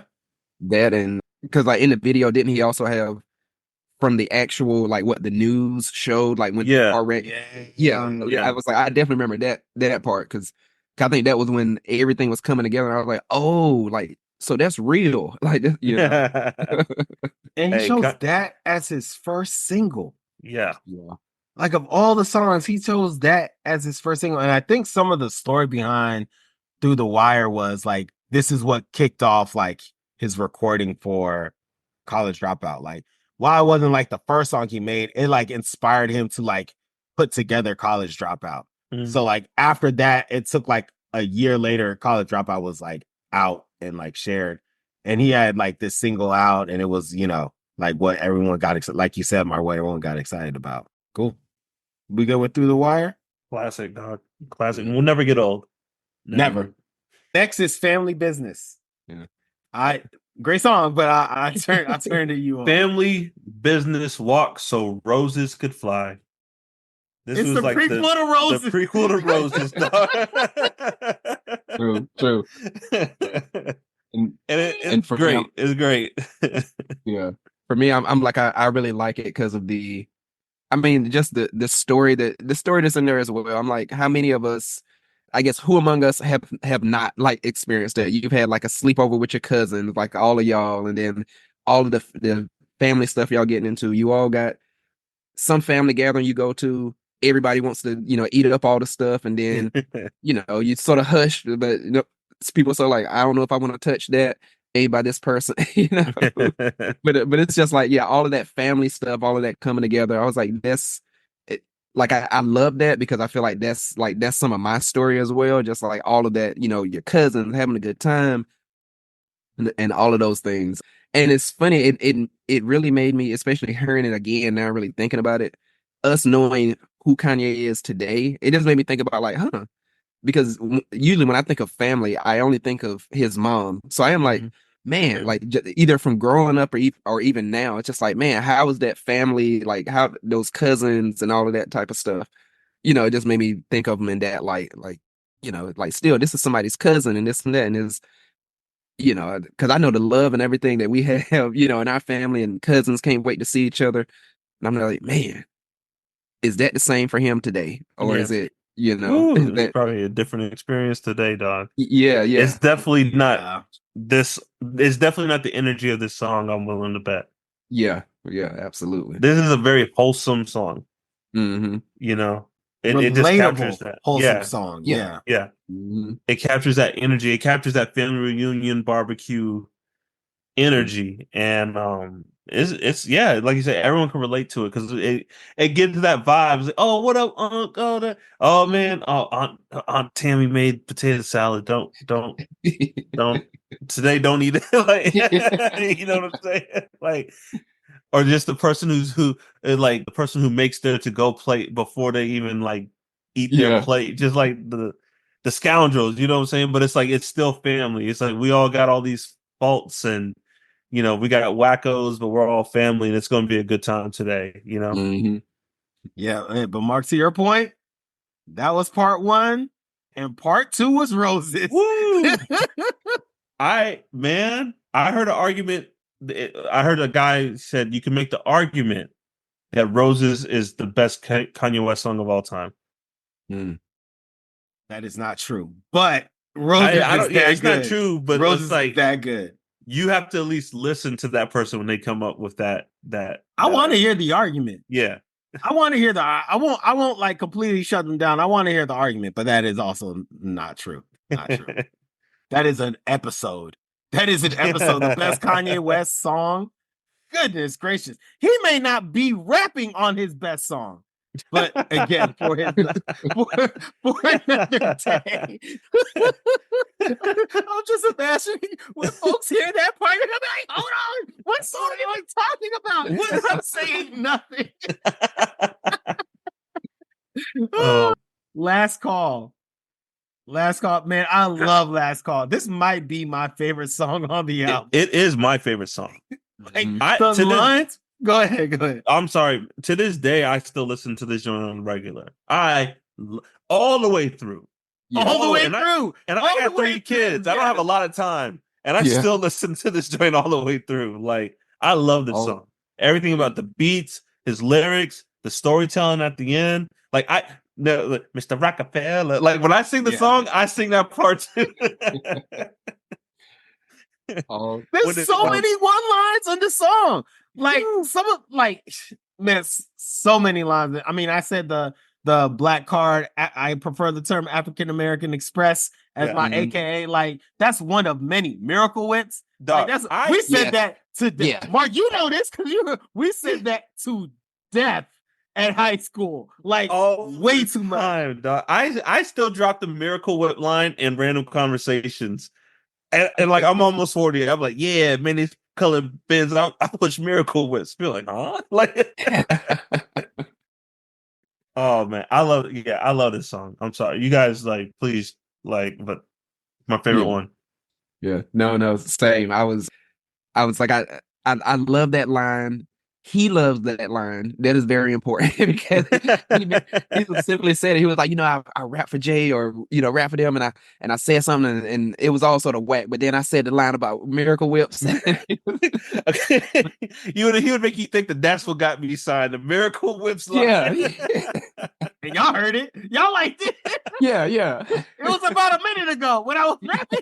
It was like that was it. Jesus Walks and the Miracle Whips line. It's like, and they still didn't sign. But yo, What were they thinking? and no, I love, because I love that whole story too, where he goes in just like, yeah, this person didn't assign me this and that. I was gonna sign with these people, and then they pulled out, and then I was like, is Rockefeller still on the table? Yeah, yeah, man. But- And then the beat is just like, and it's so smooth. The production is great. And then when the dudes, like the little chorus, won't you put your dress on you? Like, I'm like, this joint is fire, man. Favorite song on the album, without a doubt. Yeah, man. Yeah. Well, y'all, that's the album, and it begs a question. It begs a few questions. I'm not gonna ask what your favorite Kanye West album is. That might come up, but I'm not gonna ask that in particular. But like, we kind of talked about a little bit, but what was the impact of this album for you? And then the other one, and Shannon, this is actually something you brought up.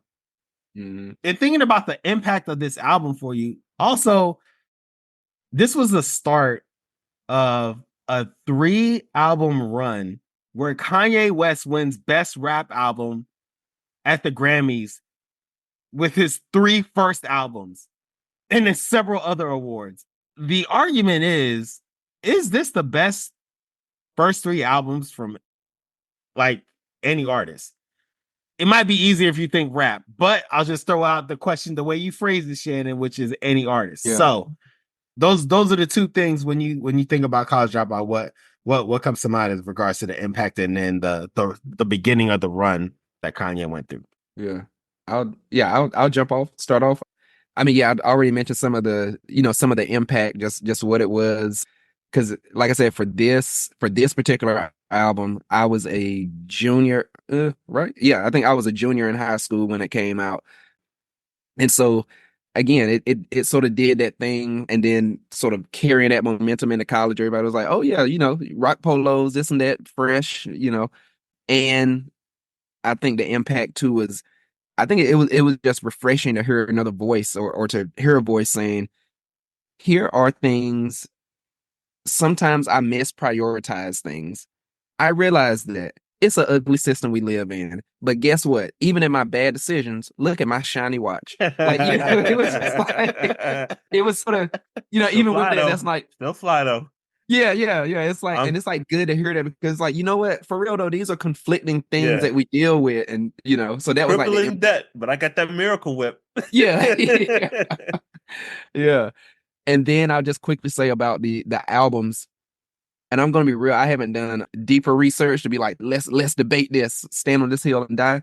But I want to say this might be the best debut 3-album run of any artist. And I say that because I was more so thinking hip hop, but really thinking anybody, because I'm like, even if we think Michael Jackson did 4 solo albums before he did. Yeah, he did 4 solo albums. Not even before Off the Wall. Yeah, so we ain't even talking Jackson 5. After Jackson 5, he did 4 solo albums before. You gotta remember, Ben is a solo Michael Jackson song. Yeah. And Rockin' Robin, I believe. Those are solo Michael Jackson songs. Yeah, so he did 4 before he got to Off the Wall, Thriller, Bad, so I'm like, I mean, now that run, that's a crazy run. But but it wasn't the 3, so the 3 to start with. And then I'm like, for me, I mean, just in terms of someone who loves lyrics and wordplay. One of my favorites ever, Lupe Fiasco. But even then, I'm like, dang, if I could switch out like what Food and Liquor 2, Food and Liquor 2, instead of Laser, Laser was the third. So like, if it wasn't for Laser, then he might be in the argument because I mean, he had Food and Liquor, he had Cool, and I'm like, woo, and then he dropped, man. Like, look, 2 albums. As far as 2 albums, that was there. 2 albums. It might be Eminem and DMX. No, 2 albums is Eminem. That's the end. Yeah, but for second place, come on, Lupe, you right there. It might be Lupe. It might be Lupe. Yeah, but yeah, that's pretty much what it comes to. Like I think of some of them, and I'm like, I don't know if anybody else has done 3 debut, solo albums like that. I can't think of anybody. Yeah, as far as the impact, man, like when I got this album, it put me on trajectory at a very short time of like making beats.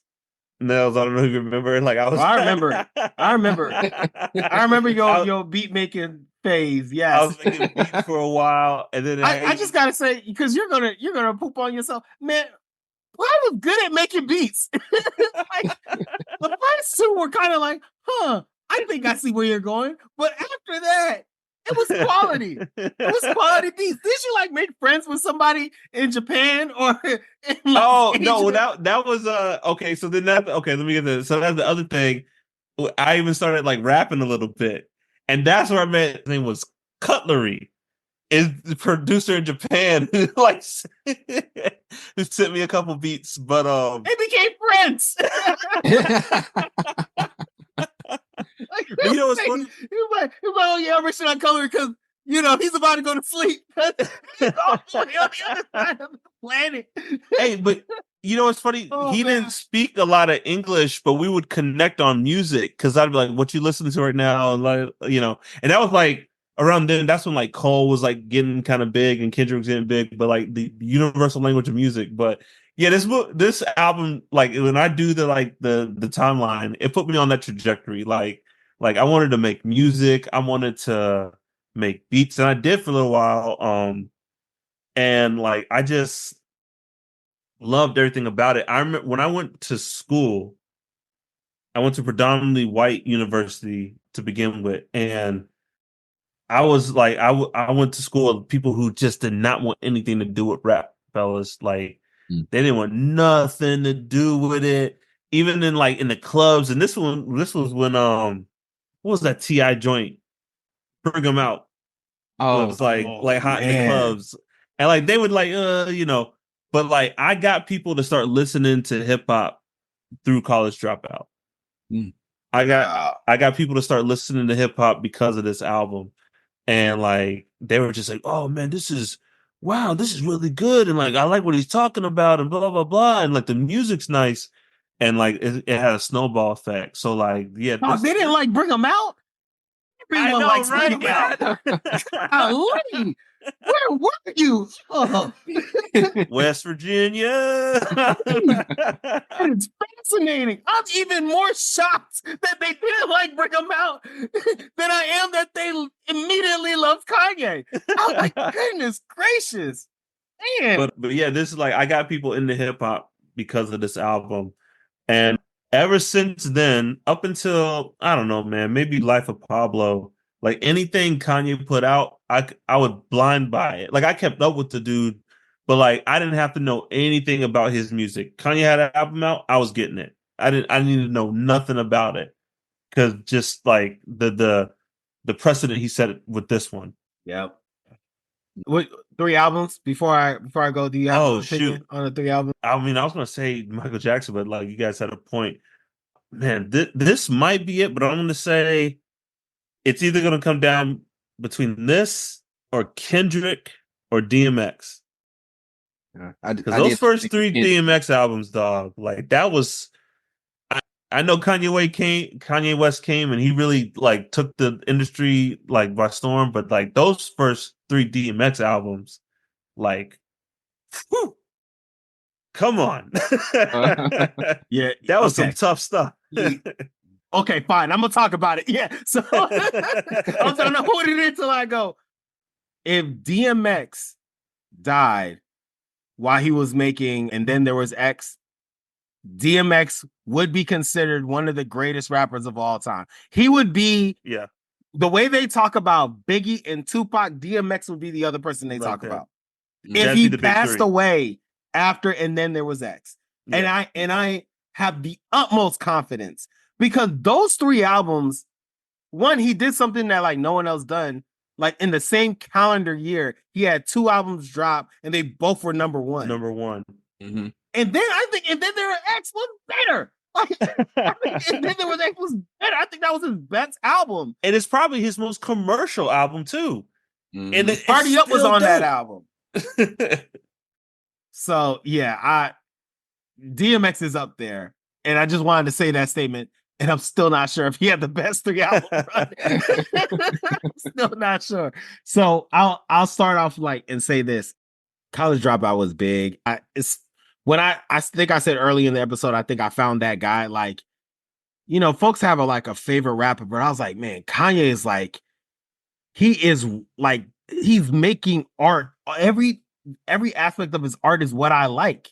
Like, it's like the things he was rapping about, the things he would touch upon, the artists he would bring in to flow on his beats, the other artists he was producing. And then when I hear any other song he produced, I listen to the songs that he would sample. I would like those songs. I was just like, man, I completely vibe with this artist.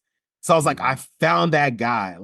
Found when I would see people faint at a Michael Jackson concert, they got a connection to Mike's music that I don't got. Like, I love Mike, but I ain't fainting for Mike. You know what I'm saying? But when I listened to Kanye, I was like, yeah, this is where I think somewhat can give me an idea of how those folks connect to Michael Jackson's music. Cause I liked everything he did. Yeah. Everything. Yeah. And so loved College Dropout and played it all the time. Got it burnt. So I didn't support Kanye, but I played it all the time and heard it everywhere. And he follows it up with Late Registration. Man, you brought it. Okay, I wasn't going to talk about late. Go ahead, Nels. I want you to finish, but since there is a group of folks who think Late Registration is better than College Dropout. It is. What I'm saying? You see what I'm saying? It is better, dog. I'm gonna say this in this first 3 album run, Late Registration does not have one bad song on it. All the songs on Late Registration are great. And here's the other thing about Late Registration I love. It's like his Abbey Road. It plays like one long song. It plays like it's just one, College Dropout. It's like, okay, we got a hit and a song. Late Registration plays like it is a 60-minute song or 40-minute song, and it's beautiful. And it is better than College Dropout. And I disagree, but Diamonds Are Forever. I know we've had this. In case you didn't know, Shannon, we've had this argument many a times. Yeah. The thing, heard him say, "Drive slow, Diamonds Are Forever, Roses, Mama, We Major, you still gone." I mean, what else do you want? Addiction, bring him down. Crack music. He's still making me talk, Shannon. My Way Home. Gold Digger. What is the argument? What are we talking about here? I know it's a great album. I like College Dropout more. I know it's a great album. What are we talking about? But here's the thing. He follows it up with Late Registration. You already hear Mark's argument. And then he followed that up with Graduation. And that's my favorite Kanye album. Mm-hmm.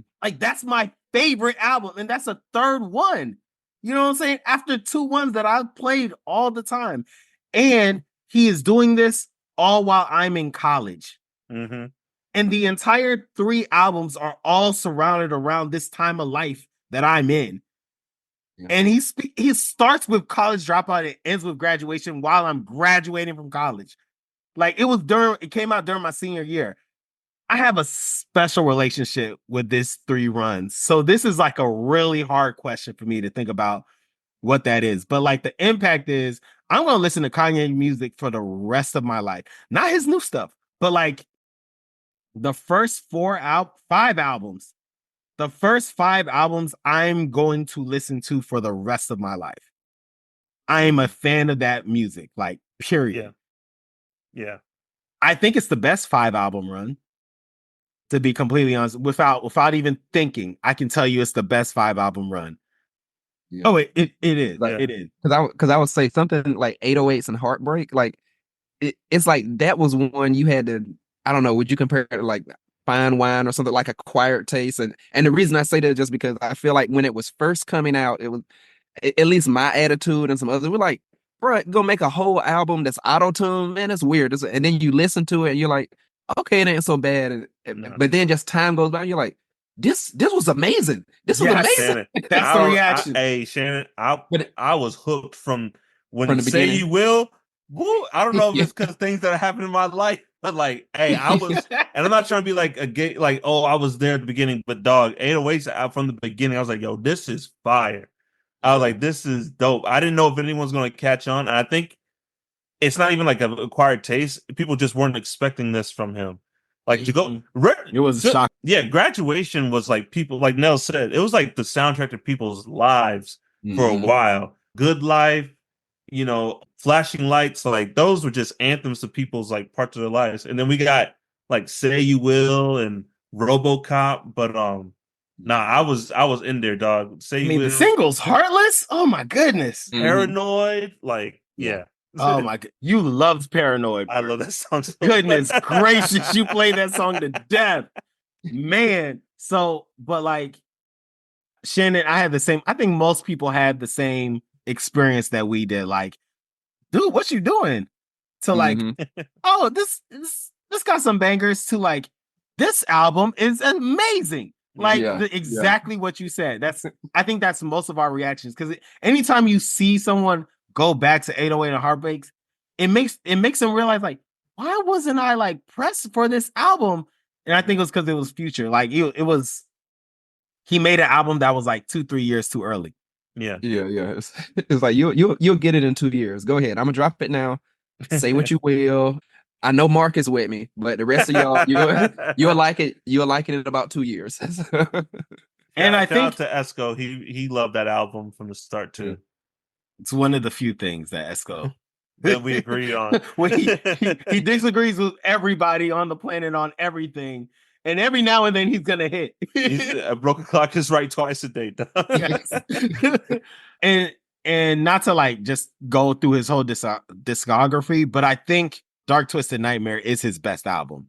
So the fact that this is like a five album run that some would argue gets better by each album.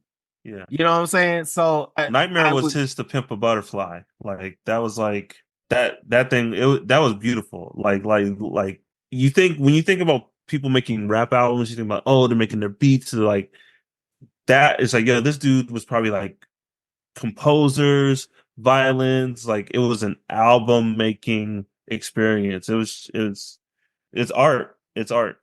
So for the 3 albums, I was gonna say, so there's a couple of folks to talk about. I say Ludacris because I think Ludacris' first 3 albums is that's great. A nice First 4 albums are great. There's M, because I think the Eminem Show is also a classic. Yeah.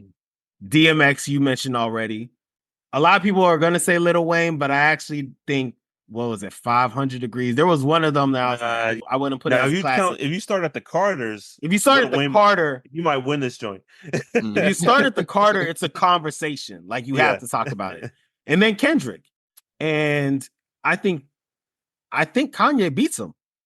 I think Kanye beats all of them. Like, Shannon, it's a great question, but like DMX is the closest one to DMX and Eminem.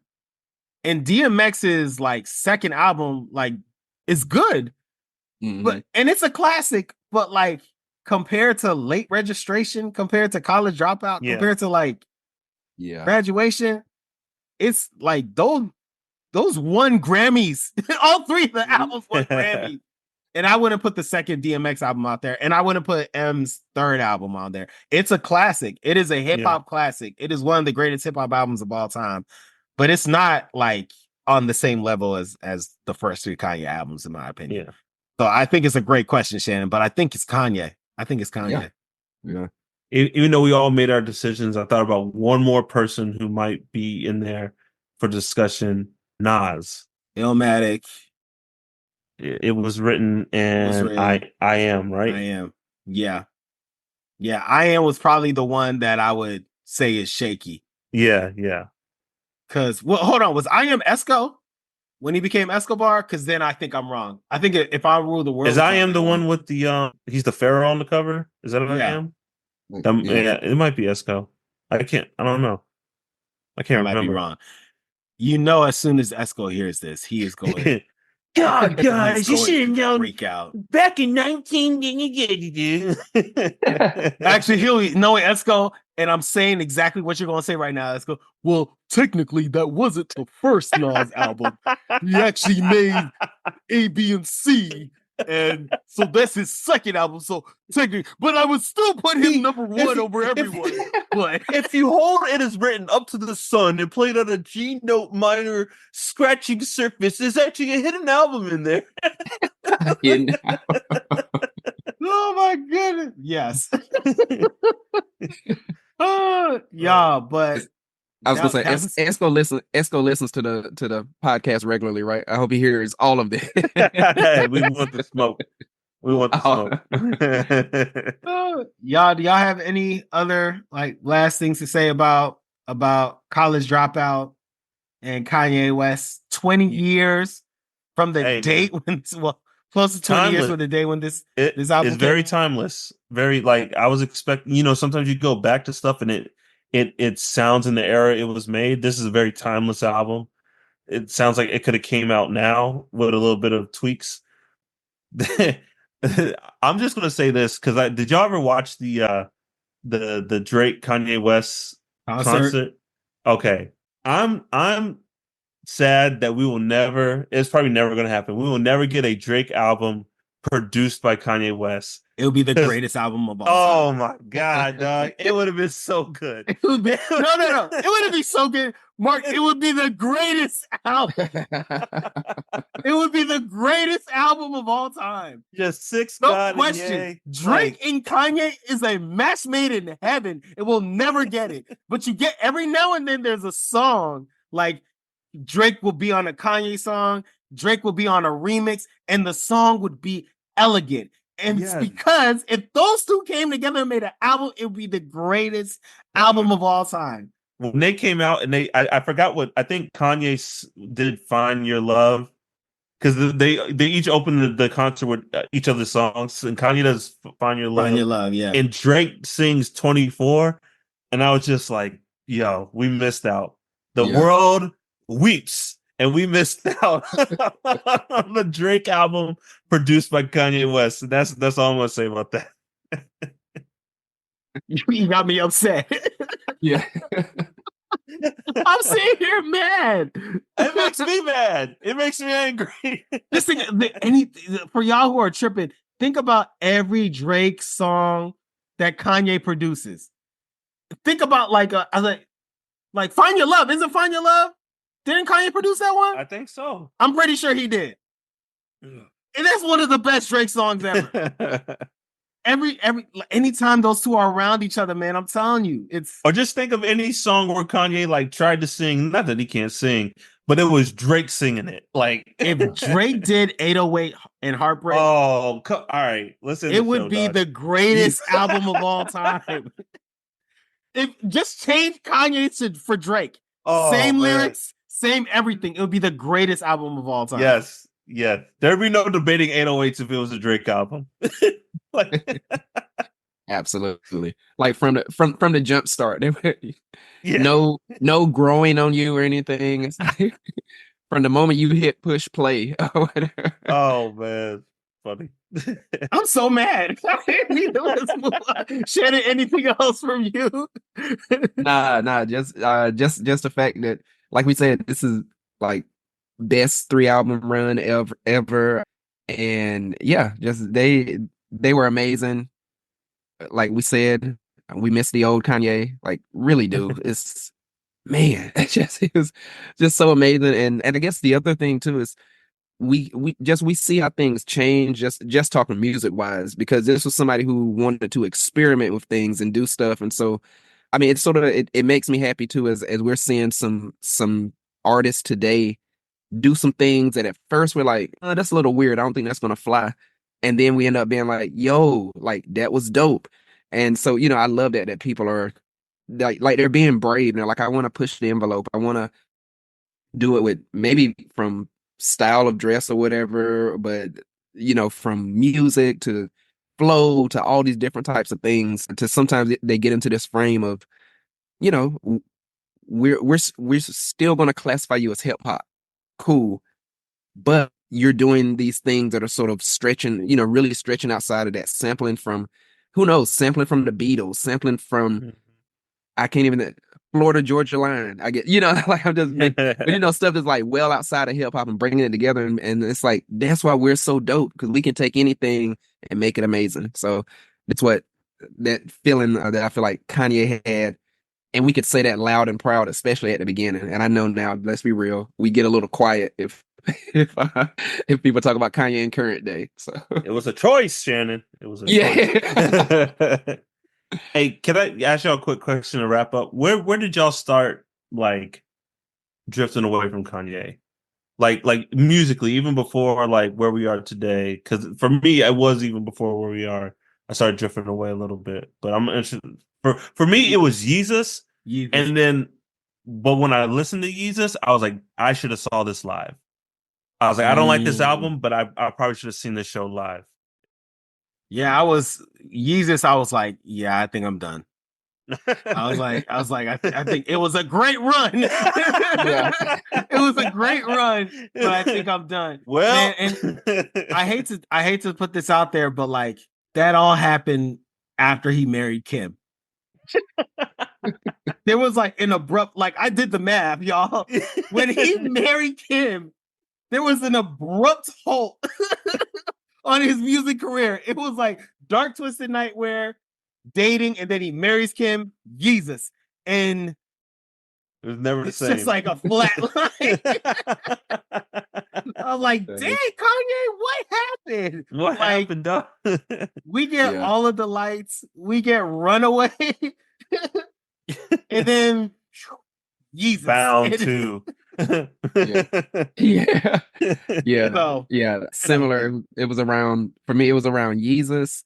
And then what really solidified it was obviously one of the most obvious things is like support for a certain person running for president. But even before that, I think even before that hit, I feel like he was on Saturday Night Live and did a whole performance just laying on his back. Like I can't remember what song it was, but like that's literally what he did. Like there was no anything. He just laid on his back, laid down, performing a song, singing it. And I think it was like we were already fed up with stuff, and it was just something about that. It was like, you know what? No, I'm that solidified it. We're like, no, you. I will give Kanye this. Like when I do check in, I don't listen to the whole projects, but I will find one or two tracks. I'm like, dang, he still got it. Like the Hurricane. I don't know if you guys heard that joint with The Weeknd. No, heavy up. Dog, I'm not listening. Hey, it's a banger. It's a banger. But all right. Good. I'm listening to old Kanye. This new Kanye, I'm all right. I'm good. Yeah. I'm good on that. Anything else, y'all? No, sir. All right. Well, thank you, gentlemen. And thank you, Pop Cult. Thank you for listening. We have a new episode every month. You can find us on all social media at Pop Cult Parent, POPCULT PARENT. Visit us at www.popcultparent.com.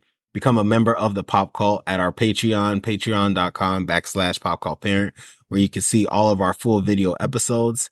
Email us at popcultparent@gmail.com. Don't forget to rate us, review, and subscribe. And as always, the cult. Peace. He's gonna walk across the stage. We out. Pop